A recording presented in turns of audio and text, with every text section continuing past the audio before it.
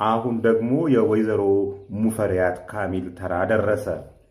ውክልና ሰጥታኛለች ነው የሚለው አቶ ቢኒያም አስፋው። ከዚህ በፊት የውጭ ጉዳይ ሚኒስትርን አግኝ በተከታታይ ነው ያየነው። በጣም ብዙ ሰው ውጭ ጉዳይ ሚኒስትር ውክልና ሰጥቶኛል ዶክተር ጌዲዮን ጢሞቴዎስ ይላሉ። የሎጂስቲክ እና ትራንስፖርትና ሎጂስቲክ ሚኒስትርን አይተናል። የማህበራዊ ጉዳይ ሚኒስትርን አይተናል። የኢትዮጵያን አየር መንገድ ዋና ስራ አስፈጻሚን አይተናል። እነዚህ ሁሉ ውክልና ሰጪ ናቸው። አሁን ደግሞ ተራው የወይዘሮ ሙፈሪያት ካሚል ተራ ነው። ውክልና ሰጥታኛለች ነው የሚለው። ምን አይነት ውክልና?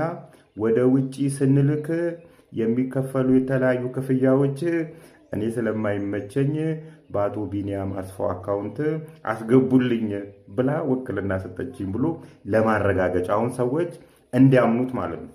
ሙፈሪያት ካሚል የሰጠችውን ውክልና ሲያይ ብዙ ሰዎች ያምኑታል ማለት ነው። መጀመሪያ ደረጃ ውክልና ወይዘሮ ሙፈሪያት ካሚል የመንግስት ስራ ላይ ነው ያለችው። የመንግስት ስራን ነው የምታከናውነው አይደል? የመንግስት ስራን እያከናወነች ለውጭ ሰው ውክልና መስጠት ይቻላል ወይ? የውክልና ጽንሰ ሐሳብ መጀመሪያ ገብቶናል ወይ? ሁለት እሺ ይኑራት ትስጠው። የምን ገንዘብ ነው ወይ ለወይዘሮ ሙፈሪያት ካሚል የምንሰጠውና ነው እሷ ስለማይመቻት አቶ ቢኒያም አስፋው ውክልና ወስዶ እንትን የሚለው? ኤኒዌይ እንደዚህ አይነት የውክልና እንትኖች ሰነዶችን እንደ ማስረጃ እያቀረቡላችሁ ብር አምጡ የሚሏችሁ ማሳመኛ እንጂ የትኛውም ሚኒስቴር መስሪያ ቤት የትኛውም የሚኒስቴር መስሪያ ቤት ኃላፊ እንደዚህ አይነት ውክልና የመስጠት ስልጣንም የለውም። ጽንሰ ሐሳቡም እንደዚህ አይደለም የውክልና። ስለዚህ ተጠንቀቁ። በዚህ አጋጣሚ ግን ይህን ሰውዬ አሁን አካውንቱን የኢትዮጵያ ንግድ ባንክ አካውንቱ ውስጥ ገብተን ዘርማንዘሩን መያዝ እንችላለን። ዘርማንዘሩን የፖሊስ ድክመት ነው እንጂ እንደዚህና ሌሎችም ከዚህ በፊት ያሳየኋቸው የውጭ ጉዳይ ሚኒስቴር፣ ኢትዮጵያን ኤርላይን ግሩፕ ምናምን የሁሉንም እንደዚህ አጭበርባሪዎች መያዝ ይቻላል። ግን ዋናው ነገር እናንተ የተሻለ አንደርስታንዲንግ ካላችሁ ከእንደዚህ አይነት ነገሮች ትቆጠባላችሁ። በተለይ ደግሞ ለህግ አካላት ይሄ ነገር ትክክል ነው ወይ ብሎ በተለይ ለጠበቃዎች ህግ ላይ ለሚሰሩ ሰዎች እስቲ ይልኝ ብሎ ማሳየት መጀመሪያ 300-400 ሺህ ብር ከመበላት በፊት። መልካም ቀን። እዚህ ፎቶ ላይ የምታዩት ሰው ማን ነው? እንደዚህ ቀይ የተሰመረባቸው አንደኛው አብርሃም ግዛው ነው። ሁለተኛው አምባሳደር ዲና ሙፍቲ ነው። ይሄን ፎቶ የተነሱት የዘንድሮ የገና ኤክስፖና ባዛር ላይ ነው። ይህንን ፕሮግራም ያዘጋጀው ዳሶማ ትሬዲንግ ነው። ዳሶማ ትሬዲንግ ማን ነው ብለን ስናየው ደግሞ ዳሶማ ትሬዲንግ ማለት የፊንቴክ ኢንቨስትመንት ባለቤት የሆነው የአቶ ዳንኤል ዮሐንስና እስጢፋኖስ ዮሐንስ የወንድሙ ነው። እንግዲህ ይህን ፕሮግራም የዳንኤል ዮሐንስና እስጢፋኖስ ዮሐንስ የሁለት ወንድማማቾች ንብረት የሆነውን ዳሶማ ባዘጋጀው የገና ኤክስፖ ላይ የተገኙት እነዚህ ሁለት ሰዎች ናቸው። አንድ በሉልኝ። ይሄኛው ደግሞ የባለፈው የነገርኳችሁ ቴድሮስ ካሳሁን የሄሎ ታክሲ ስፖንሰር ባደረገው ላይ ነው። ማንን ታያላችሁ? እነዚህ እዛ ጋር ከኋላ ያለው የተሰመረበት ማን ነው? አብርሃም ግዛው። ፊንቴክ ላይ እና አብርሃም ግዛውን አሁን የታሰሩ ሰዎችን ኤቭሪዌር ነው የምታገኟቸው። እንግዲህ የዚህን ታሪክ ካወቅ ነው አብርሃም ግዛውን ብቻውን ወስደን ብናየው ሄሎ ላይ ነበረ፣ ፊንቴክ ላይ ነበረ፣ ዳሶማ ላይ ነበረ ማለት ነው። 3 ቦታ። እነዚህ 3 ቦታዎች ላይ እያለ እንግዲህ ይሄ ካምፓኒ በሶስተኛ ዙር ነው የመጣብን ዳሶማ ብሎ ራሱን ማለት ነው። 3 ቦታ ላይ ያለ ፊንቴክ ኢንቨስትመንት እንደዚህ አጭበርባሪ ነበረ ስለመሆኑ አላቅም ሊለን አይችልም። ማስረጃዎቹ እነዚህ ናቸው። በእርግጥ አሁን የቴዎድሮስ ካሳሁን ስካይላይት ሆቴል እንኳን ደህና መጣህ አቀባበል የተደረገለት ቴዎድሮስ ካሳሁን ምንም አያውቅ።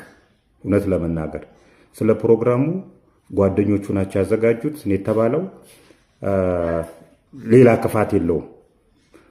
እንኳን ደህና መጣ ነው፣ እንኳን ዶክትሬቱን አገኘህ ነው። ስለዚህ ቴዎድሮስ እዚህ ጋር ምንም የሚያገባው ነገር የለም። አንዳንድ የድል አጥቢያ አርበኞች ግን ነገሩን ፖለቲሳይዝ ለማድረግና ቴዎድሮስ ላይ እኔ የሆነ ነገር እንዳገኘሁበት አይነት ነገር። በእርግጥ ቴዎድሮስ ላይም የሆነ ነገር ካገኘው እስካሁን ድረስ አላገኘሁበትም። እንኳን እሱ አይደለም ባለቤቱ ሀምሰለት ሙጬ ፊንቴክ ኢንቨስትመንት የሰጣትን የአምባሳደርነት እንትን እምቢ ብላለች። ለዚህ ልትመሰገን ነው የሚገባው። እነ ሉላ ገዙንም እነ ጸገነት አበበንም በዚህ አጋጣሚ ልናመሰግናቸው ነው የሚገባው። ነገር ግን የቴዎድሮስ ካሳሁን ስም ለምን ተነሳ? አውዱን መረዳት ያስፈልጋል። እነዚህ ሰዎች እንግዲህ ዝም ብለው ሲንዘላዘሉ የነበሩ ሰዎች ከድል በኋላ መጥተው ነገሮቹን እንደዚህ ፖለቲሳይዝ ለማድረግ የሄዱበት መንገድ አዋጭ አይደለም። ቴዎድሮስ ካሳሁን ከዚህ በፊትም ነግሬዋለሁ። እሱ ምንም የሚያውቃቸው ነገሮች የሉም። ጓደኞቹ ናቸው ይሄን ፕሮግራም ያዘጋጀው። ዋናው ነገር ምንድን ነው? እሱ እነዚህ አርቲስቶችና ቲክቶከሮች ፊንቴክ ኢንቨስትመንትን አላቀውም ነበር፣ እንደዚህ አይነት ድርጅት መሆኑን አላቀውም ነበር የሚለው ነገር በማስረጃ እንዳረጋገጥላችሁ ከአንድ ሁለት ሶስት ጊዜ ያቁታል ለማለት ነው የአውዱ ማጠንጠኛ የሚሆነው። ስለዚህ ቴዎድሮስ ካሳሁንም ቢሆን የሆነ ችግር ከተገኘበት ዜጋ ነው እንትን ይላል። እስካሁን ባለው ነገር ግን ቴዎድሮስ ካሳሁን ምንም የሚያውቀው ነገር የለም። ከስራችኋል፣ ፖለቲሳይዝ ለማድረግ የፈለጋችሁ ሰዎች ልላችሁ ነው።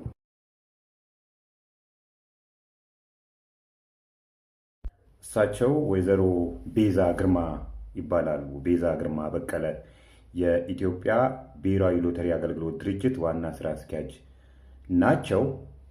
በቅርቡ መንግስት ታማኝ ግብር ከፋይ በሚለው የኢትዮጵያ ብሔራዊ ሎተሪ አገልግሎት ድርጅትን ወክለው ታማኝ ግብር ከፋይ ሆነው የተሸለሙ ናቸው።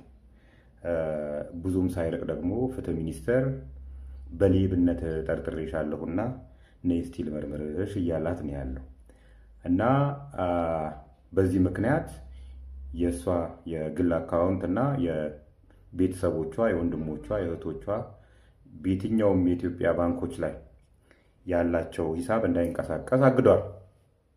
ይሄ አንዴ ከዚህ ጋር የሌላኛው መንግስት ይሸልማል፣ ሌላኛው ደግሞ ስንት መንግስት ነው ግን ኢትዮጵያ ውስጥ ያለው? በዚህ ስንት ነው ያለው? ፍትህ ሚኒስቴር በሌብነት ጠርጥሬያታለሁ እያለ ገቢዎች ደግሞ ነይ ሊሸልምሽ፣ እርስ በርሱ የሚጋጭ ሲጀምር ብሔራዊ ሎተሪ አገልግሎት ድርጅት የሀገርን ብሔራዊ ጥቅም አደጋ ላይ የጣሉ በቅርብ እንኳን 100 ቢሊዮን የኢትዮጵያ ብር መንግስት ላይ ጉዳት አድርሰዋል ተብለው 24 አቋማሪ ድርጅቶች ባለቤቶቻቸውና ጋሻ ጃግሬዎቻቸው ተይዘው ነበረ። አሁን አቋማሪ ድርጅት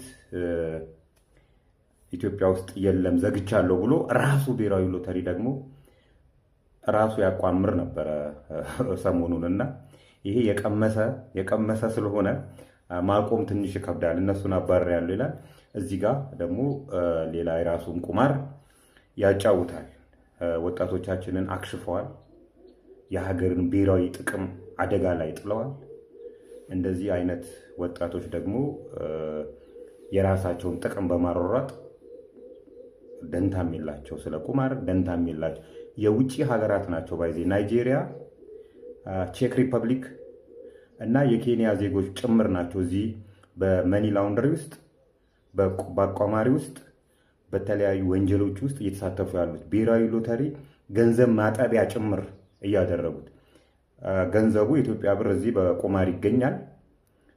ከውጭ ደግሞ የሚመጣውን ዶላር ደግሞ በህገ ወጥ መንገድ በማስፋፋት አንዱ ብሔራዊ ሎተሪ ይሄ ሚና ተወጥቷል። ይታወቅ ነበር። ጭምጭምታ ብቻ ሳይሆን ማስረጃዎች ነበሩ ከዚህ በፊት። ስለዚህ ዘግይቶም ቢሆን ወይዘሮ ቤዛ ግርማና ግብረ አበሮቻቸው እስቲ ልመርምራችሁ ተብለዋልና መልካም ውጤት እንዲገጥማችሁ እመኛለሁ። አርቲስት ሰለሞን ቦጋለ 5 ቢሊዮን ብር የሚፈጅ ሆስፒታል ላስገነባ ነውና ደጋግ ኢትዮጵያውያን ወዲህ በሉ እጃችሁን ዘርጉ ሲል ነበር የዛሬ 3 ዓመት ገደማ።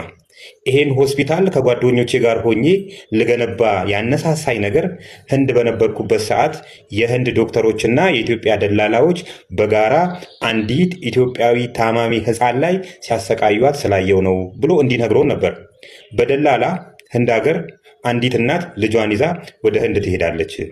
ህንድ ከደረሰች በኋላ ደላላው ከዚህ ዶክተሩን ልጁን ኦፕሬሽን እንዳታረገው ሂሳብ ስላልተከፈለ እያለ ሲያሰቃያት የልጁ ሆድ እያበጠ ሲመጣ በማየቴ ምክንያት ሀገሬ ላይ 5 ቢሊዮን ብር የሚያወጣ ሆስፒታል ለመገንባት አቅጃለሁና ደጋግ ኢትዮጵያውያን እጃችሁን ዘጉ ብሎ በኢትዮጵያ ንግድ ባንክና በአቢሲኒያ ባንክ ገንዘብ ሲላክለት ነበር። ከዚህ በተጨማሪ ሆላንድ ሀገር ያለው ፊሊፕስ የተባለው ኩባንያ ግማሹን ከቻልክ ግማሹን ደግሞ እኛ ችለን ሆስፒታሉን እናስገነባዋለን፣ ሆስፒታሉ ሲያልቅ ደግሞ ሁሉንም የሆስፒታሉ እቃዎች በፊሊፕስ ማቴሪያሎች እንሙላልሃለን ብለውኛል እያለ ሲያለቅስ ሲያነባ፣ ኢትዮጵያውያንም እጃቸውን ሲዘረጉ ነበር። ከዚህ በተጨማሪ በቴሌ አጭር ስልክ ቁጥርም ብር እንዲላክ እያመቻቸው ነው ሲል ነበር ሰይፉ ፋንታሁን ላይ ቀርቦ እና ይኸው 3 ዓመት ሆነው። ቄሱም ዝም ምኑም ዝም ነው የሚባለው። የታረከው ብለን እንጠይቀሃለን አንረሳማ። እኛ የታረከው ስንት ብርስ ተለቀመ? ለምንስ ተቋረጠ? ለምንስ ለቀምክና አቋረጥከው ማለት እንፈልጋለን እንደ ዜጋ። ሌላኛው የወሎ ተርሸሪ ሆስፒታል ነው። ወሎ ተርሸሪ ሆስፒታልም እንደዚሁ እናስገነባላችኋለን ተብሎ በሎተሪ ሲለቀም ከርሞ የሎተሪ ብሩ የት እንደገባ አይታወቅም ብሎ ነበረ የፌዴራል ኦዲት አንድ ጊዜ። እነሱን ነገር የታደረሳችሁት በእርግጥ ከግለሰቦች ላይ ተነጥቆ ወደ ወሎ ሆስፒታል እንደተሰጠ ሰምተናል። እና የት ደረሰ የወሎ ሆስፒታል? ያ ሁሉ የተወራለት ያ ሁሉ ገንዘብ የተለቀመለት ከሰራተኞች ከሎተሪ ከተለያዩ ገቢዎች ብር ሲለቀም ነበር እና እሱንም አልረሳ ነውም። ያጠፋችሁ የሎተሪ ብርን የሰረቃችሁ ሰዎችስ ዝም ተባላችሁ? ህግ የለም በሀገሩ? በቃ የሰረቀ ሰው ዝም ነው የሚባለው ወይ ለማለት ነው። ባለፈው ስንት መኪና አስገባችሁ ለፊንቴክ አዲስ አበባ ብራንች? ውይ በጣም ብዙ ነው። መስቀል አደባባይ ለምን አታስቆጥሪያቸውም? ልከሽ እነሱ 350 መኪኖችን አስገብቻለሁ ብሎ ለህዝብ ቢናገርም የፌዴራል ፖሊስ ምርመራ ግን ያረጋገጠው 148 መኪኖችን ብቻ መሆኑን ነው። ከነዚህም ውስጥ 100 የሚሆኑት ለተወሰኑ ሰዎች ሰጥተው የቀሩትን 48 መኪኖች በድብቅ ሸጠውታል። ከዚህም በላይ በጅቡቲ ወደብ ላይ 400 መኪኖች ቆመዋል፣ ወደ ሀገር ውስጥም እየገቡ ነው በማለት ለተበዳዮች የሐሰት መረጃ ሲሰጡ ነበር። እንደውም ከቻይናው ታዋቂ የቢዮዲ ኩባንያ ጋር ምንም አይነት ውል ሳይኖራቸው ውል እንዳላቸው በማስመሰል 1200 ዜጎችን አጭበርብረዋል። ሂሳቡን ስንመለከተው ደግሞ ይበልጥ ያስደነግጣል። ከእያንዳንዱ ተበዳይ ላይ ለቅድመ ክፍያ ለታክስና ለቻርጀር በሚል 1,365,000 ብር ተቀብለዋል። በአጠቃላይ በዜጎች ላይ የደረሰው የገንዘብ ጉዳት ከ1.7 ቢሊዮን ብር በላይ ደርሷል። አሁን ላይ ፖሊስ በ19 የጥፋት አይነቶች ምርመራውን አጠናቆ ክስ መስርቷል። ምን ተሰማችሁ? ሀሳባችሁን በኮመንት አጋሩኝ። በብልሃትን ነው